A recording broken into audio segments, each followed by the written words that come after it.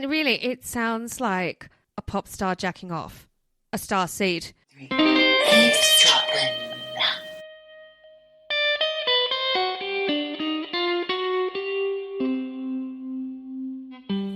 Well, hello, Michelle. Hi. How you Oh, going? that's a croaky hi. I'm good, thank you very much. How about yourself? Your good self. I'm great. As you can see, actually you can't see me. No one can see you, Michelle. No one can see you. Just me. Thank God. This is the beauty of the pod because You've got a face for radio. I do today. I'm covered in dust. I've got a beanie on. So yes, thankfully, I'm shielded from the listeners. Yes, and that's the way it should be, Michelle, because it's a podcast. I know, but I will say I'm not in the robe. No, she is bereft of her robe today, listeners. Those of you who are regular eavesdroppers will know that Michelle has a listening robe. No, what is it? A talking robe. What do we call it? Robe fetish. She wears a robe every week in, week out, because it's nice and soft, a little bit grubby. It's not. Oh my And God. it makes no sound when she's gesticulating during a conversation, aka an eavesdropping episode, of which you, dear listener, are now eavesdropping on. So well done to you. I'm Geordie. And I am Michelle. Officially, you are eavesdroppers. Well done. Congrats. Yeah. Go for it. We allow it. In fact, we actively encourage it. Of course we do. I'm actually also glad we're not visually able to be seen right now because I went wild on that Vegemite toast you told me to have. Oh, I did. is it around your mouth? It's in the braces. That's what happens. She's a grown woman. I know. I will say, though, toast, it's the devil's food. You cannot stop at one piece. And of course, carbs, we're not allowed them, are we, Michelle? We're just not allowed them. Who fucking says People that? say, everybody says, oh, you mustn't eat them. You mustn't eat carbs. Toast, that's the worst one. Load it up with butter. And a little scraping of Vegemite or Marmite, because I'm in England. Well, I had the Vegemite. It's out of date. But no one needs to know that. Well, actually, do you know what? I don't care. Because I think Vegemite, you could be 10 years out of date. It gets better with age, like a fine wine. It's so full of salt. There's no way that shit's going off. I think out of date Vegemite, no one cares. It's de bomb, she says. So everyone go out and maybe don't. Because that's one of those don't try this at home moments, I think, Michelle. People, if you have anything out of date in your cupboards, don't eat it, possibly. Just because we said doesn't mean you should do it. I mean, would you stick your head in the oven if Michelle said so? No. Well, going back to out of date food, do you not eat out of date food? Of course I do. You know who I'm married to. He's the food hoarder. I know. Everything has a yellow sticker in your house, which means you've got to eat it quick. Otherwise, it really does go out of date. But if you sniff that milk and it smells fine, drink it. Don't drink it. Don't drink. Oh, I see. Yes. If it smells fine. Fine, drink it. If it's got lumps, Yes. down the sink. Use your brain. That's what you do. Use all your senses. Eyes, ears, nose, throat. I have friends who will throw away things 2 days before the use by because they don't want to risk it. Wow, that's extreme. Common sense. And that goes with life, Michelle, as well, doesn't it? The old common sense. Yes. Use all your senses that you have access to, figure it out. Any given situation. Yeah. What's she on about? What? Silly bitch. What? I'm about to go off to Champagne. We discovered how to pronounce the capital of the Champagne region, didn't we? It's spelled R-I-E. R-E-I or R-E-M-S? I think it's R-E-I. Well, we know how to pronounce it, though, don't we? After 3, Michelle. 1, 2, 3. Yes! It literally has the sound of no consonants and no vowel. Well, one Except the consonant, S. an S, and no vowels. Which is confusing because you usually don't say the last consonant of a French word. No. But on this occasion, you do. Yes. People always get champagne names wrong as well. One particular one that bothers me, because you know how I don't like it when things are mispronounced. I have to really let that go because it's a bit, what's the word I'm looking for? Cunty? It's a bit cunty. It is. It's a bit of a dick move when you say, oh, Mum, that's not how you say that. Balina.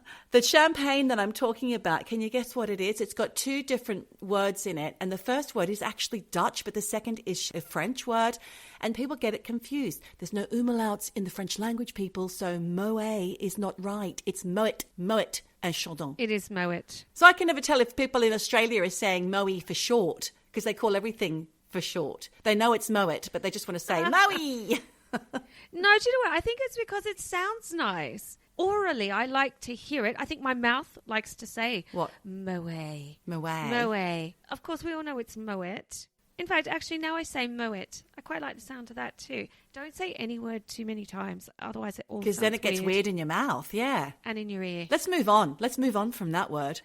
Well, so I have got a Telly rec. Oh, have you? I watched this series called Dear Edward, mainly because it's got Connie Britton in it, and I like her. We love her hair, don't we? She's got great hair. She has got great hair. And do you know what I really, really love about Connie Britton in this series? She gives zero fucks about trying to look young. I don't think she's had any work done. She's just looking great, healthy, looking her age. She is a role model for all women. Yeah. To just age the way you're meant to. Good on you, Connie. She looks great. Yeah, Dear Edward. It was surprisingly emotional. Oh, okay. I quite enjoyed it. It is based on a book by Anne Napolitano, apparently. I'll give you the basic premise because it all happens in the first sort of, 10 minutes of the series. A flight in America goes down, crash and burns, and only one survivor. And it's a little boy called Edward. Oh. And so then it's all about the interwoven lives of the people left behind, who are really, they're the ones who are devastated. And I really enjoyed it. I think it was an Apple original or something. So give it a whirl, Pete. I will. I thought you were going to start talking about what you talked about last week, which was, of course, the 9/11 conspiracy theories. It was fascinating, by the way, Michelle. Don't know if you've had any feedback about that. And if you haven't heard it and you're interested in that kind of thing, Michelle talked about 9/11, what happened, the conspiracy theories, of which there are plenty. I then went on to talk about the Achille Lauro boat hijacking, which was quite tragic as well. I think with the 9/11 thing, there's less emotional charge because it's been over 20 years. People don't get so heightened emotionally talking about it. And I think the conspiracy theories, we have a different perspective 20 years on. Although people, if they want to believe, they will. Well, I heard something on the radio this week. I was listening to Absolute 80s, which plays all music from the 80s. But I didn't choose to listen to it. It was just on where I was working. I was horrified that I knew all these songs and I knew all the words. It was quite a blast from the past. But the announcer, she played the song Stop by Sam Brown. Hey, you better stop before you go and break. That one, where she's screaming I know and that singing. one. She's an amazing singer. Well, guess what happened to Sam Brown? What? Well, she went through a marriage breakup in 2006. Her song, by the way, came out in 1986, and she had the most incredible vocal. It was a great song, actually. It was, yeah. And she went through a marriage breakup in 2006, lost her voice, never came back.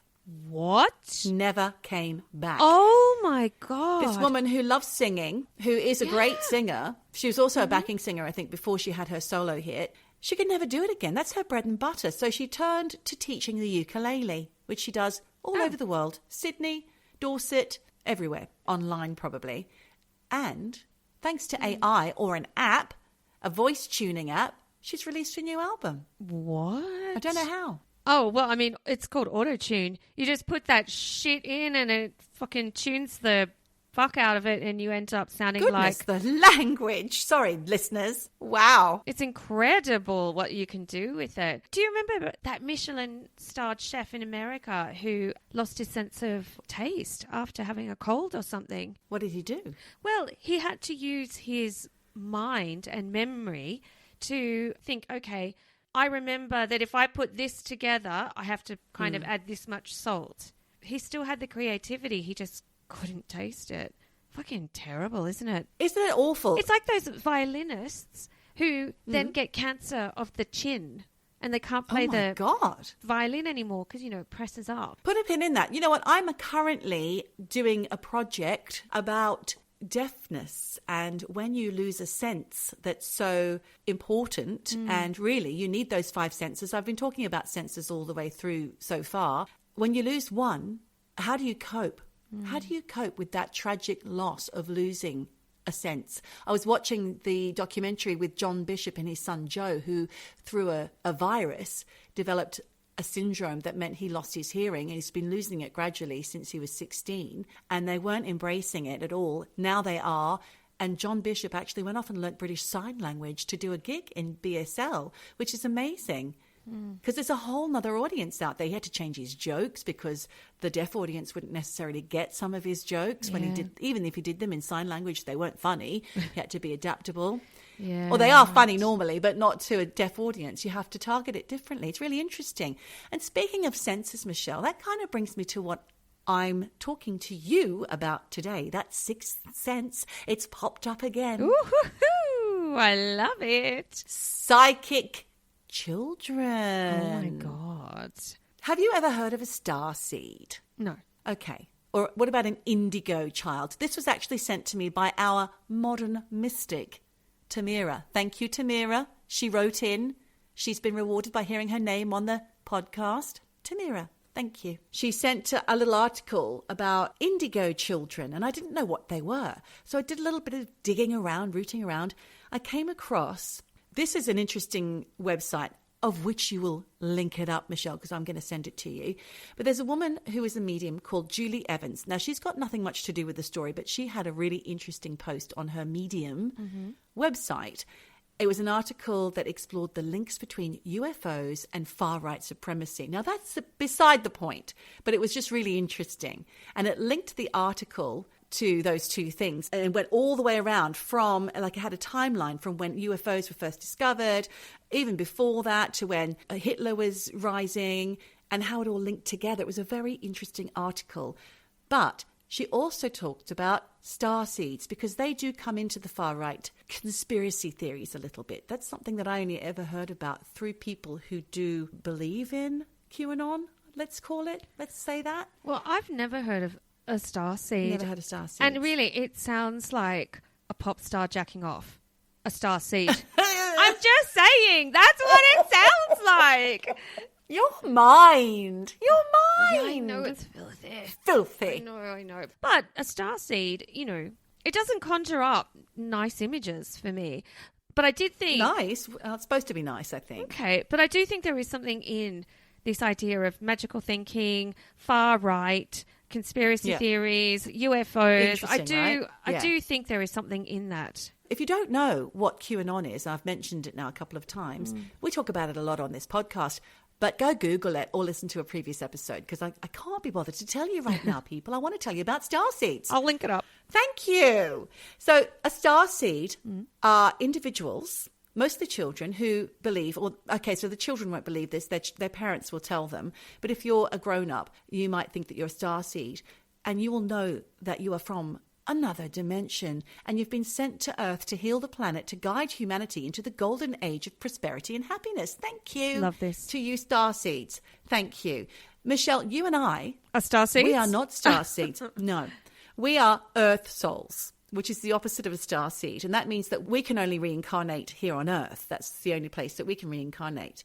But the starseeds have actually been reborn from another planet or another dimension and born here on Earth. So they're intergalactic traveling souls, if you like. And they can transport between galaxies via meditation and communicate in something called a light language. Light language. Okay. Yes, Michelle. You have a question? It's not so much a question as I just have to call bullshit on that. Already? I've just started. Just on part of it, because I feel like this whole thing is, you can only reincarnate on Earth. Well, actually... You know better? No, but I feel like if you're a soul, isn't it the whole thing of there's no dimensions, there's no time? Possibly. Yeah, I just feel like... To be honest... That's quite contained. Yeah, I haven't given it a lot of thought myself.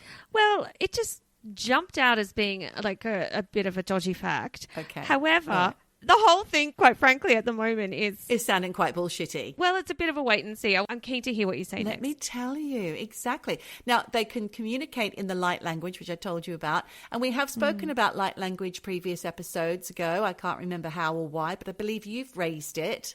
Light language. Or I have. Could have been. We forget. It's a form of communication that's said to bypass human limitations and is the true language of the soul.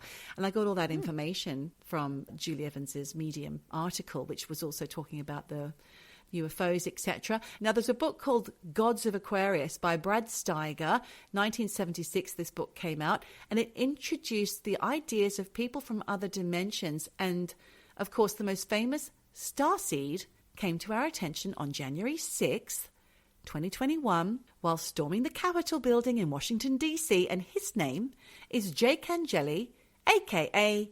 the QAnon shaman. He thinks he's a starseed, you see. Does that surprise you? AKA fake Jamiroquai. That guy, yeah. That guy, yeah, right. So he's a starseed. Self-confessed. Yeah, okay, self-confessed interesting. starseed. But if you go back, like I just mentioned that guy's book, The Gods of Aquarius by Brad Steigers in 1976. But there's also links back to Aleister Crowley, one of our old faves that we often talk about on this podcast. He's a very, very dead old occultist whose Order of the Golden Dawn, which was his own sect, they all thought of themselves as an elite group, let's say, poised to help humanity evolve into the best versions of themselves.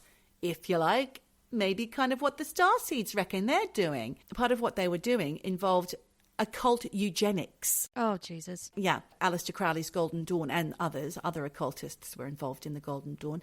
They thought you could draw down powers from the stars and the spirit world during sex and during when pregnancy was happening to produce what Aleister Crowley called a moon child or a starseed, if you like. You know, they're all same but different. Yeah. Wow. Okay. So during sex, what do you have to do when you're shagging? I don't know. I didn't look it up. Go and have a read of one of Crowley's books. Okay. I don't know. But enough about this fantastical notion, because the reason I fell into this rabbit hole about starseeds is because I was researching the topic that was sent from Tamira, our very own modern mystic, which was about indigo children, of which I had never heard. And Michelle, you have also admitted you've never heard of indigo children either. They're slightly different to a starseed. Okay. Slightly different. Okay. Okay. Lay it on me. Wikipedia calls indigo children a pseudoscientific New Age concept where said children are believed to possess special, unusual, and sometimes supernatural traits or abilities such as, ready to get your little tick list out, extreme empathy, sensitivity, a high level of intuition and psychic ability, an innate spirituality, a deep desire to help the world, a special bond with animals and nature, stubbornness, a feeling of being an outsider, as well as the overall knowingness that you are unique and meant to do big things. All of this is based on concepts developed in the 1970s by a woman called Nancy Ann Tapp, who is an internationally acknowledged synthesist. Let me say that again. What? Synesthete. I've never heard the word before. I'm going to spell it. Synesthete. Synesthete. Have you heard about it before? Synesthete. You got it. That's the one. I think that is, how do you say it? Synesthete. Synesthete. Like synergy. It's a creative thinker. I guessed at that. Her website, now she passed away in 2012. Her website says the following. Nancy was the owner of Colorology, the study of the personality through the science of colour. Colorology. That just sounds so hokey. Colorology. It's the study of the personality through the science of colour, and spent years teaching students how to develop new paradigms of consciousness and the timelessness of metaphysics. That's from her website. Wow. She can see auras, basically, and somehow she noticed in the 70s or whenever a lot of children being born with indigo auras from 1978 into the late 1980s. Now you know what I'm talking about. Now I understand why they're called indigo children. Indigo. Okay. So this led her to believe that there was a new wave of spiritual leaders. So they preempt the starseeds. Although if starseeds were real, they would have been around forever and we would have known about them for a long time. But maybe they were indigos and now they're starseeds. But they're slightly different because indigos don't really think they come from another planet, I don't think. No, I think they're just born psychic empaths, basically. Exactly. We know now how the name came about through the colour of their auric field, which is supposed to be a variety of colours, but obviously the indigos will just be this strong royal blue colour. And Nancy Ann's ideas were then adapted and worked on by an American author called Lee Carroll, who first identified indigos in his 1999 book, The Indigo Children, The New Kids Have Arrived. I thought you were going to say New Kids on the Block. So indigo children, much like your starseeds, etc., are highly driven and creative with a perception that sees through the established norms of society. So let's face it, they're a little bit different.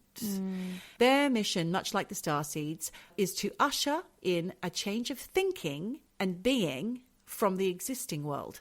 Some believe indigos are the next stage in human evolution, and some have paranormal abilities like telepathy. What's that noise?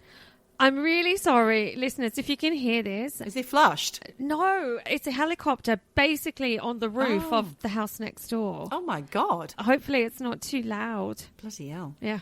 Anywho, where was I? It is also thought, like you said, Michelle, that they are more empathetic or empathic. I don't know what is the right word to use in that moment. They're both grammatically correct. Okay. Continue. So they're also very creative, more so than their peers. Michelle, would you like to know if you're an indigo? I already know I am. No, I reckon you probably think you are. Answer these questions for me, true or false. Ready? I can easily discern what other people are thinking and or feeling. Yeah, of course. Really?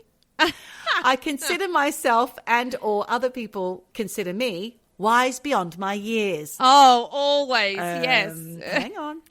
I tend to have an unconventional personality or temperament. No. I do. I tend to be highly sensitive to the environment around me. Yeah. Nah, I don't. What? Well, I said I don't. I feel as though I have an inner mission that I must fulfill. No. No. No. I've got no fucking God, purpose no. in life. We're Gen Xers. We don't have any purpose. I'm often perceived by other people as strange or odd. That's definitely me, but maybe not you. I don't know how other people see me. Well, you'd know. Put it this way, I wasn't a loner at school or anything like that. Write in, people, write in. Right in. I'm very in touch with my intuition and often use it to guide me. Tick. Yeah. Yeah, I'd say that's me. What about this one? I'm sensitive to processed foods, additives, refrigerants, and red meat. You are, because you're a vegetarian. I love Asian noodles. Bit of processed. Full of fucking yeah. MSG. And I cannot get enough, so no. Although I do get a tummy ache afterwards. Maybe that's a sign. Maybe you're an indigo child because of that. I am intelligent, but I don't always get the best grades. Street smarts. Yeah, I'm life smart. I was educated School of Life. I'm creative and enjoy making things with my hands. Not with my hands. Yeah? I'm creative, No. mentally creative. Okay. I enjoy knowing why things are done. No. Don't I give a shit. cannot read a fucking manual. Nor can I. You have to interpret all the instructions I for know, me. and I hate it. I can't do manuals. Sorry. No, it's okay. I will do it if pressed, but if not, I give every single manual to Andreas. Like, fucking work this out and just show me. Read it. Read it, show me. Yeah. Hate manuals. Me too. I was rebellious in school and didn't enjoy doing homework or respecting authority figures. Like that. A little bit. I felt existential depression, helplessness, and suicidal thoughts often growing up. We don't have to answer that if you don't want to. No. I have often felt like my voice doesn't count, especially in terms of politics. No, don't care about that. I have recurring dreams that I can easily remember. Yep. I tend to attract emotionally unbalanced people who need healing. No. I've partaken in destructive behavior like alcohol and drug abuse. You don't need to answer that. I am extremely passionate about what my life's mission means and how that affects and relates to my time on Earth. No. Probably not. We're done with the cues. Indigo children, no, we're not. Indigo children aren't big fans of school, and you'll often hear a parent say such things as, "You can't discipline my child. She's an indigo." Oh, my God. Get over yourself. Some folk from the science and medical community, now this is where you'll find it interesting, Michelle, think that the indigo child concept was actually invented as a way of denying ADHD and autism diagnoses. So those who don't want that diagnosis, they have found another way to describe what they might be seeing or experiencing in their child's behaviour. Look. If you see what I mean. First of all, labels, I have two ways of thinking about it. First of all, I think that sometimes they're beneficial. Other times they're quite negative. Depends on the label. But I also think we all knew the weird kids at school. There were always weird kids at school. They actually, are running Apple and fucking whatever now. But don't kind of hide it. Don't act like it's something else. Well, they're not hiding it. Oh, I see. The indigos, yes. Well, maybe some people just don't acknowledge it. I don't know. So as a result of that, a lot of indigo children have difficulty in schools and socially, and they might actually have ADHD, autism, or a learning difficulty that is overlooked, you see. And those prescribed Ritalin say it won't work, as these indigos are only trying to cope with the pressure of being trapped in earthly bodies whilst helping humanity achieve greatness. and it's a lot to deal with. They can't handle it. That's why they're acting out, you see. It's too much. But are these what indigos say about themselves? Or is this somebody... Yeah, or their parents. Right. Depression is another marker for an indigo, along with low self-esteem, addictions, and sometimes suicidal ideation can show up. And these feelings are also a result of difficulties of being the chosen ones against a sea of ordinary humans. But the worst thing you can do with an indigo experiencing all these things is ignore or mock them, because they're extremely sensitive, Michelle. Boo-hoo.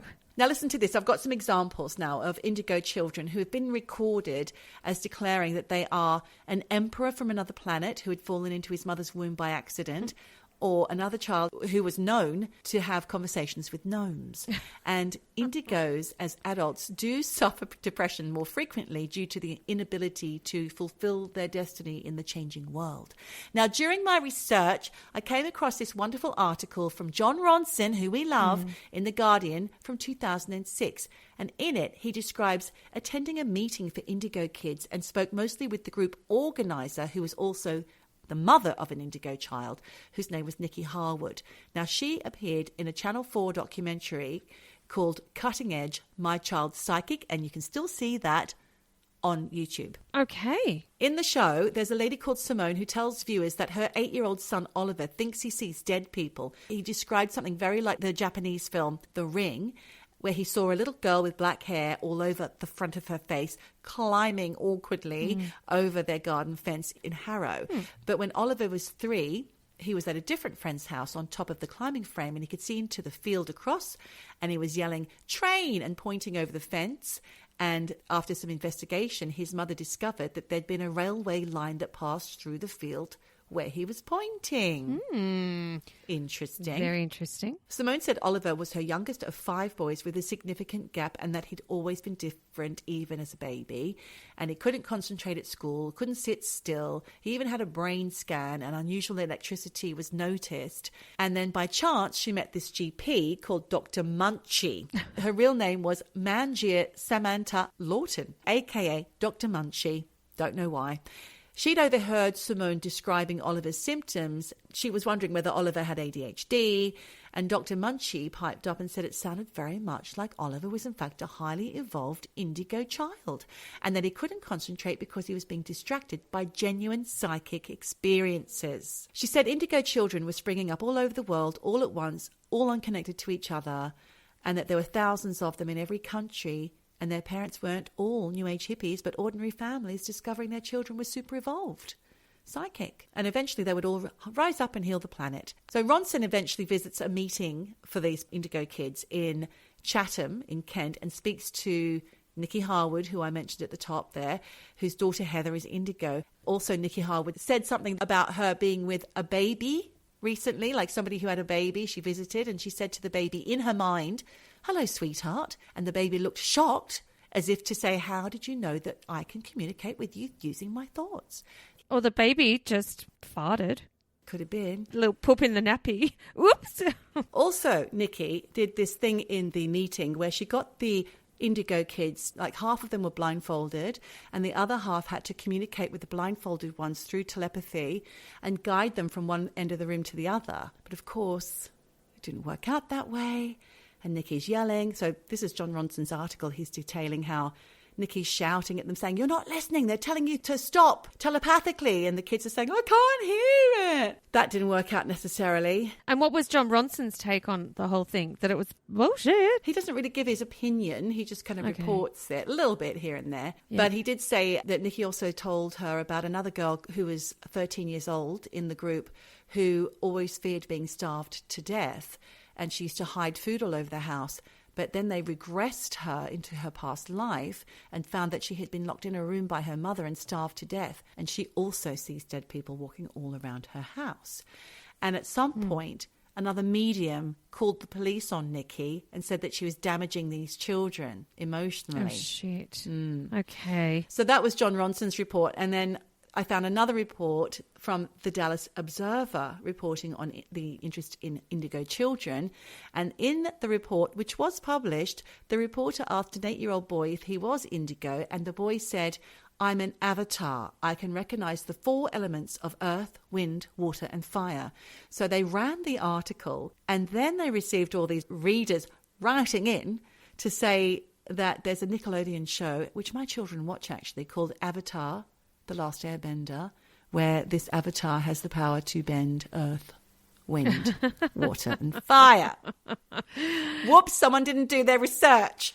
No, they were like, oh my God, we could do a whole article about this, and it was all just a rip-off. But kids do this. Yes. They're little sponges. They are. But coincidentally, during the week when I was doing the research for this, I was speaking to a friend who has been diagnosed as autistic in adulthood. And they told me that there's been a link between autism and sensory supernatural experiences in autistic people. And they themselves have personally experienced times when they knew what was about to happen before it did, which is the sensory supernatural. That's what that indicates. You know something's going to happen, then it happens. I'm really fascinated by this, actually. I wonder how much research has been done into this, like autism link. There is some articles which they linked me to in Psychology Today. There was one by Deborah Schumann-Kaufland, PhD, who wrote the article, Are Autistic Kids Magnets for Ghosts? And in this article, she says, because autistic children process information and see the world differently, they may be more likely to see strange things. They often witness activities way before anyone else in the home. They are more sensitive to nuances and they cannot lie. If they look at the ceiling and react as if someone is talking to them, you should not naturally assume it is a ghost. You must also consider the possibility of a hallucination. Medications or mental illness can certainly also have that effect. But then she went on to say, in this article, there's a story of a woman called Melissa who was a single mum to a 12-year-old autistic child called Daniel. And ever since he was little, Daniel would look up at the ceiling and react to something that no one else could see.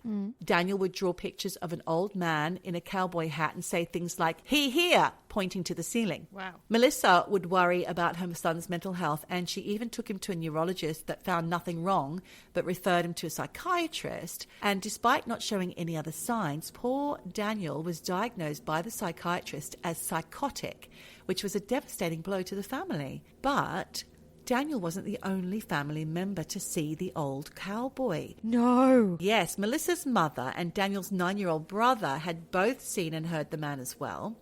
Then a neighbour saw the cowboy, which got Melissa thinking something wasn't adding up about Daniel's psychosis diagnosis.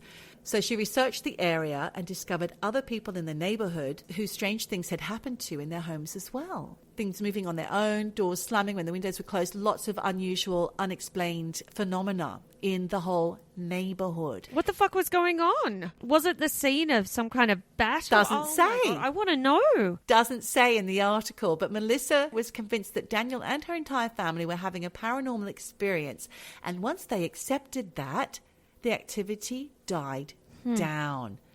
And that is the end of my story, Michelle. So I wonder what you made of that. I mean, I started at Starseeds, moved on to Indigo Children, ended on autism and ADHD. Mainly autism, really. Being Indigo is another way of explaining autism. Is there some relevance to that? Yeah, but it's not across the board. You know, it's not like you can have an interchangeable diagnosis here, I don't think. No, it's not interchangeable, but do you think they're connected? I mean, look, I have to look into this more, but on a surface level, no. What do you make of it then? I think there could be a connection between autism and them being able to sense. I agree with that. I think there's something to that. If your brain is processing information differently, then you're going to pick up things that other people don't see. Being an indigo child and autism, I don't know. To me, it maybe feels a little bit like I don't want my child to have a negative label of being autistic. Yeah. And I'm not saying that it is, but in society, it can be perceived as a negative trait. So instead, they are a very special being called an indigo child. Yes. Yeah. So I'm not sure about that side of it. But either way, like that's just personal opinion. Please don't come after me for having... Don't write it on that occasion. Thanks, but no thanks. But super interesting and a lot of food for thought there. Amazing. So there you go. Where do you go? There you go. Before I get into my little story, I just want to say we did have some listener feedback from our wellness episode, particularly on the penis facial. Oh, the penis, yes. People weren't happy about that, Michelle. You seem perfectly at ease with the whole thing. For me, I had trouble processing that info. Look, I don't have a problem with it in the same way that other people do. I mean, you know, I was talking to Jen. Jen had a few things to say about the penis facial. What did she think? She just said, oh, I just don't like the idea of those little Korean boys having their foreskins popping that on your face. And I was like, I don't actually think it's a foreskin on the face. I think they do. It's the stem cells. I mean, maybe I got that wrong. I'm not sure Jen really thought it was a foreskin. Like a load of foreskins all over your face. Can you imagine? No, just dripping off. Just pop one. Stop. Some are bigger, some are smaller. Stop it. And just the idea that this facial smelled like sperm. Maybe not so nice. But anyway, thanks, guys, for all your feedback on that. All the feedback. What else is there? Oh, yes, we did get some feedback from our regular listener, Baxter's mother, Karen, who sent me a picture of her face when she listened to that fact, and it was aghast is the word I'll use. It was like scream face. So yeah. But if you've got any thoughts on the penis facial, please do get in touch. We love that stuff. Now, on to the main event. Let's do it. So, Geordie, on this podcast, yes. we, me, you, all of us, we love a psychic detective. Oh, we do. And I found a new one. Oh. His name's Mike. Mike Baker. Mike. Okay. He's 79 now. And in his lifetime has actually lived in your neck of the woods. Really? Southwest London at various points in his life. Oh. Yeah, I know. You might have bumped into Mike at the supermarket. You never know. He might have eavesdropped on us. If he knows what's good for him, he probably has. Yeah. Over the years, this guy, he has used his psychic skills to help police solve murders. You know, he's not just like ringing in with some hot tips. He's actually been engaged by the police. Which is funny because sometimes they don't like to acknowledge that, do they? No, they don't. And this is kind of on the down low. There's not a lot of information about Mike on the internet. Yeah. But what I did find out is that Mike's parents used to run a meditation circle at their house in South Bristol every week when he was a kid. Uh-huh. I did the math. We're talking sort of 1940s, 1950s. When he was a kid. And the article I actually use as my main source today is the Bristol Post, where Mike gave an interview and talked all about his life as a psychic detective. How interesting. Yeah, really interesting. But they did kind of gloss over this meditation circle, which I think sounds a bit Wiccan witchy, coven-y kind of gatherings. Yeah. But they just brushed over it. Okay. I don't know for sure. But essentially, he knew pretty early on that he had psychic ability. I mean, I don't know, maybe he was an indigo child. Maybe he was a starseed. I don't know. But write in, Mike. Let us know what you think. The thing is, his parents obviously were... I say a bit witchy. I don't know that for certain. That's your opinion. Yeah. It is my opinion. That's not fact. That's an opinion. What is fact is his parents did notice that he had this kind of psychic ability. Yeah. And they really nurtured it. And by the age of 23, Mike, you would think, would be on this path of, spiritual stuff. No, he was a tradie. I was going to say, I bet he's a window cleaner or something really hands-on. Yeah, working as a carpenter. Oh. But it's sort of his side hustle was as a bit of a spiritualist medium. And apparently he had a spiritual connection with a spirit guide who was an American Indian, called Sukata, who apparently was a Sioux Indian who had died in the Battle of Little Bighorn. Okay. I say side hustle, but I don't really think he was pushing himself as a psychic. He just knew he had this gift and he knew he could channel his spirit guide. But it wasn't until 10 years later, when Mike was in his early 30s, still working as a tradie, still living in the southwest of London, that he learnt about a 10-year-old girl called Alison Chadwick, who had mysteriously vanished from her home on the morning of Saturday, June 22 in 1974 in Whitton, Middlesex. So there was a massive police search for Alison. Went on for weeks, but it came to nothing, Geordie. There was absolutely no trace of this little girl and no clues as to where she was or what had happened to her. But 10 days after Alison went missing, while Mike was working on a building site, he received a message from Sakata, his spirit guide, telling him, you got to go to the police, because Sakata knew what had happened to Alison. Oh, my God. And he started to tell Mike a lot of the details. Don't tell me at all, because it makes him look like he's guilty. Well, exactly. And this is the thing, because Mike did not know what to do, because... It's like, shut up, Sakata. Yeah, I don't want to know. You get me into trouble. He said in this article about Sakata giving him this information, he said, this was very different to being able to speak to a grandmother from beyond the grave. This was walking into a police station as a psychic in the middle of a major police investigation. So he had reservations, and by all accounts, he did not want to do it. I get that. He felt uncomfortable about it. I would. Yeah, I get it too, because he probably thought they were going to think he was a crackpot, or, like you said, like another psychic we talked about on this very podcast, who found not one, but 2 bodies in recent years. It's not looking good. Well, you know it's possible that the police could turn it round and point the finger at you. In lieu of another suspect. Exactly. And, you know, you're essentially a good Samaritan going into the police station, coming forward with info. Lots of knowledge that may or may not be accurate. You tick a couple of boxes, that's it, you're inside. You're in the slammer. Yeah. So I get why he'd be hesitant. But he did suck it up and he did go to the police. And again, these are his words. He says... When I walked into Brentford police station and told them I could help, they didn't believe me. They said I look more like a rugby player than a psychic. And look, I've actually seen pics of Mike in his younger days. He's ripped. He's absolutely fucking ripped.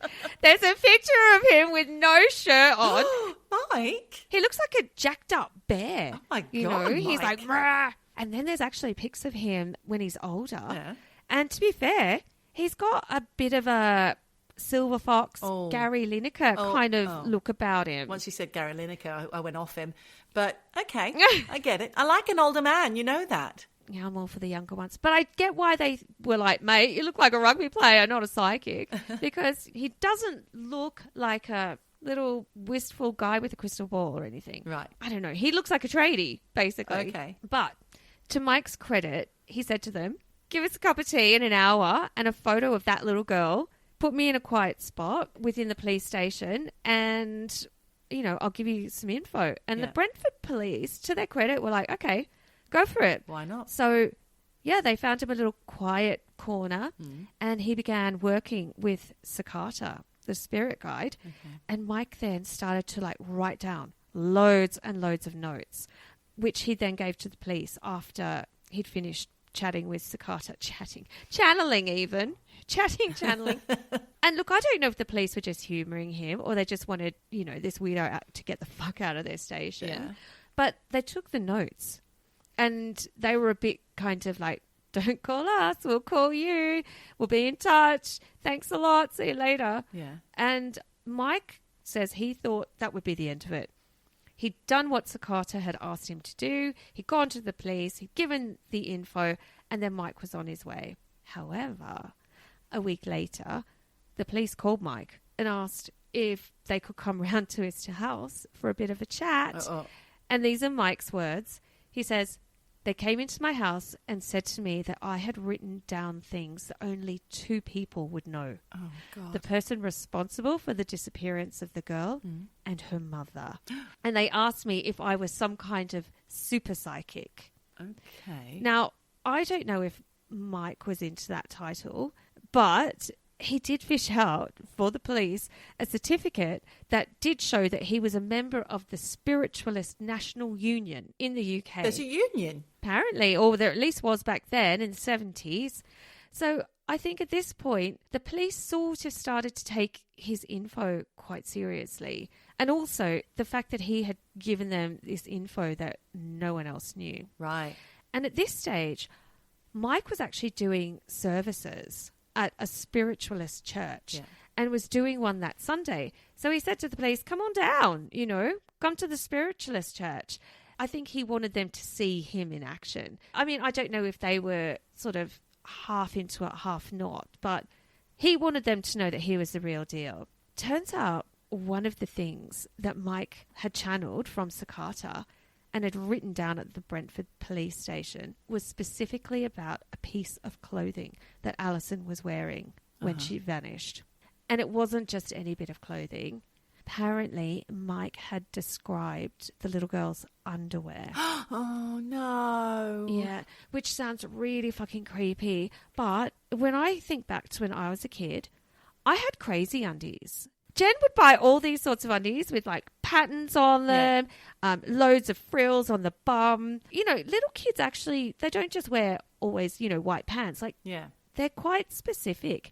And it's not something that would have been told to the newspapers, like she was wearing a grey jumper or whatever. So it's a very, very specific thing to get right. Yeah. And it is a super clue and really unique. That is really, really interesting. And obviously only the mum would know what pants she was wearing that day.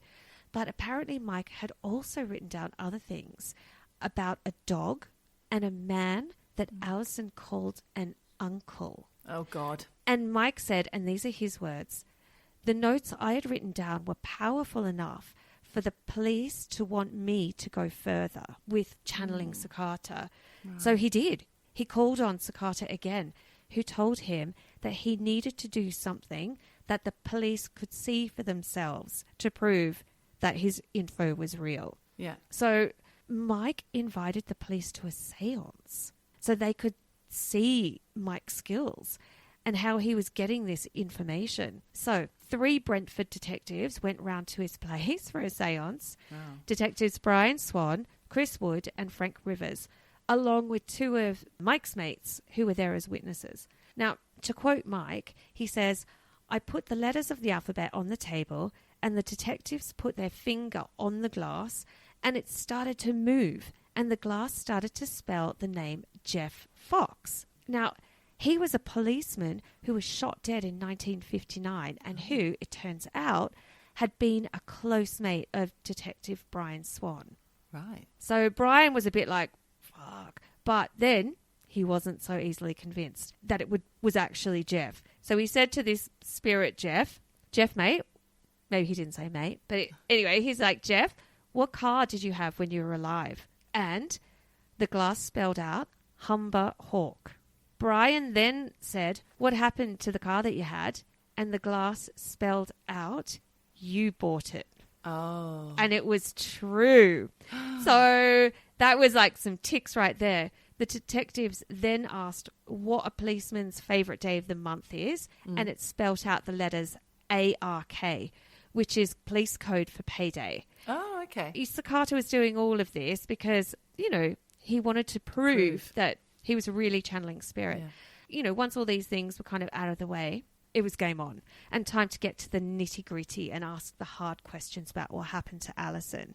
Now, apparently, the glass spelled out the name Stanley Rogers. And a bit more digging revealed from the glass that a car was used in her abduction and the car was parked at Chase Bridge Gardens in Whitton. And also, and this blows my mind, the glass spelled out the registration number of the car. Oh. And that it was grey and red. Wow.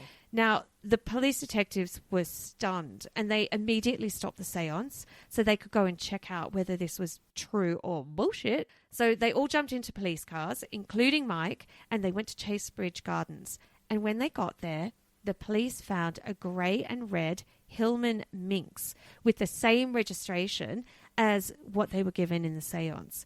So the police were like, fuck, and they banged on the door of the house where the car was parked and they got the owner out of bed, but it was the wrong dude and the wrong car.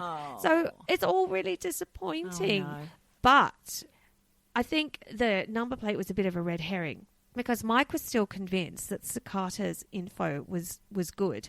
So they did a little digging into the name that they were given, which was Stanley Rogers. After they had a little investigation into Stanley Rogers, turns out he had owned a grey Cortina, but the week before Alison disappeared, he'd gone and had it resprayed red. So Sakata was right. It was grey and red. And he'd been trying to tell them that the car had changed colour. I don't really think that connects with the registration, but who knows. Unbeknownst to Mike, the police had already had Stanley Rogers on their radar as a suspect before Sakata had spelled out his name, because it seems that Alison used to go over to Stanley Rogers' house every Saturday morning to play with Stanley's poodle, Ricky, and to take Ricky for a walk. And the thing is, Alison's mum had no idea about this. Oh, no. She had no idea that she was going over to some rando's house and walking their dog. And when the police interviewed Stanley to see if he had any information that might help them about Alison, he was like, don't know anything.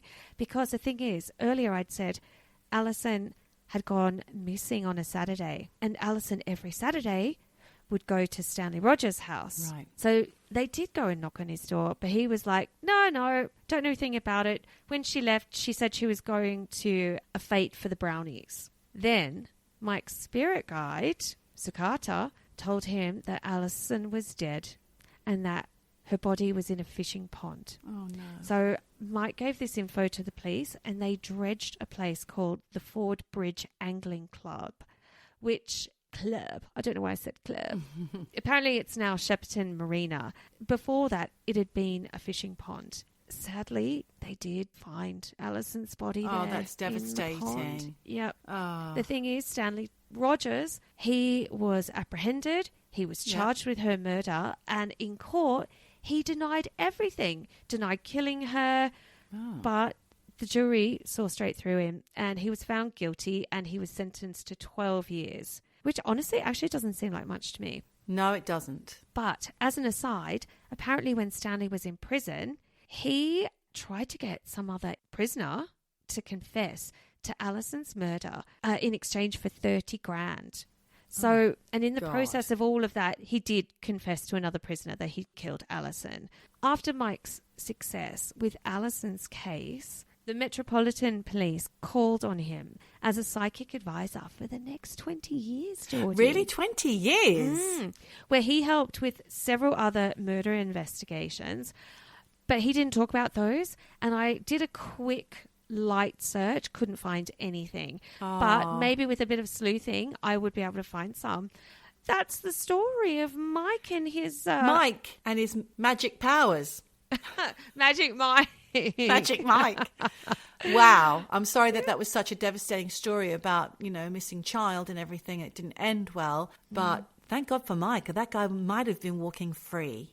Sometimes it's worth listening. So there you go. Amazing. Maybe he was an indigo child. Probably not. But probably not. Just a psychic, and a really ripped rugby player, by all accounts. You should see the picture of him. I'll link to it. Can't wait. He's a beefcake, Ooh, But, Mike. Good on you. Well, Michelle, I think that's about it for this week. We've had a good old rollicking time talking about child psychics and Mike the psychic. What a story. What a story. And really, Geordie, there's only one thing left to say. And what would that be, Michelle? Wherever you are. Oh, whatever you do, just keep eavesdropping. Eavesdropping. Eavesdropping. Eavesdropping. Eavesdropping.